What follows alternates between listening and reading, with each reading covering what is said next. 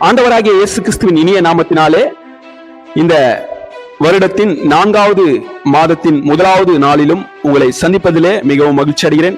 கர்த்தர் தாமே உங்களை ஆசீர்வதித்து வழிநடத்துவாராக. இன்று நாம் தியானிக்கக்கூடிய ஒரு வார்த்தையானது ஒரு வாக்குத்தத்தத்தின் வார்த்தையாக உள்ளது.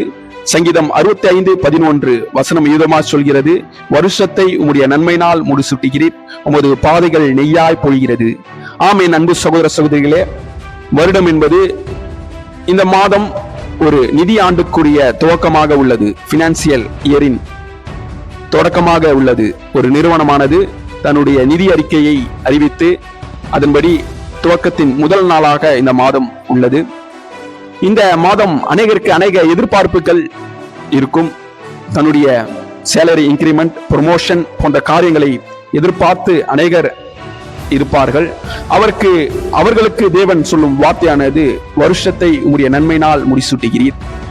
கடந்த வருடத்தில் நீங்கள் செய்த காரியத்திற்கு ஒரு நன்மையை தேவன் இந்த நாளிலும் இந்த வருடத்தின் பினான்சியல் இயரின் துவக்கத்திலும் தேவன் தந்து உங்களை ஆசீர்வதிக்க வல்லவராயிருக்கிறார்.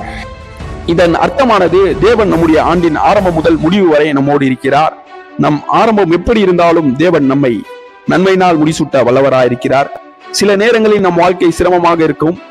கடைசியில் தேவன் மனமகிழ்ச்சியும் ஆசீர்வாதமும் நிறைந்த செயல் மூலமாய் நம்மை நிரப்ப தேவன் வல்லவராயிருக்கிறார். யோசேப்பின் வாழ்க்கை அப்படித்தான் இருந்தது. ஆரம்பம் அற்பமாய் இருந்தது, முடிவு அவனுக்கு சம்பூர்ணமான முடிவு, அவனுக்கு செழிப்பான ஆசீர்வாதமான ஒரு வாழ்க்கையை தேவன் தந்தார்.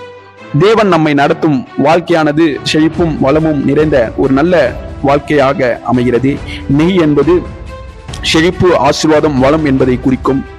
நீங்கள் தேவனை நம்பி வாழ்ந்தால் உங்களுக்கு நன்மையும் கிருபையும் தேவன் இந்த காலை வேளையிலே தர வல்லவராயிருக்கிறார்.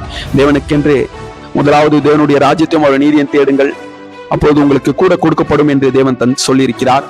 முதலாவது நீங்கள் தேவனுடைய ராஜ்யத்தை தேடி, இரண்டாவது தேவனுக்கென்று கீழ்ப்படியுங்கள், மூன்றாவது தேவனை நம்புங்கள், நன்றி செலுத்துங்கள் ஆகிய 3 காரியங்கள் உங்கள் வாழ்க்கையில் இருக்கும்போது தேவன் உண்மையாகவே இந்த வருடத்தை உங்களுக்கு முடிசூட்டி நன்மையினால் திருப்தியாக்கி பாத்திரம் வழிந்து செல்லும் அளவுக்கு தேவன் உங்களை ஆசீர்வதித்து வழிநடத்துவாராக.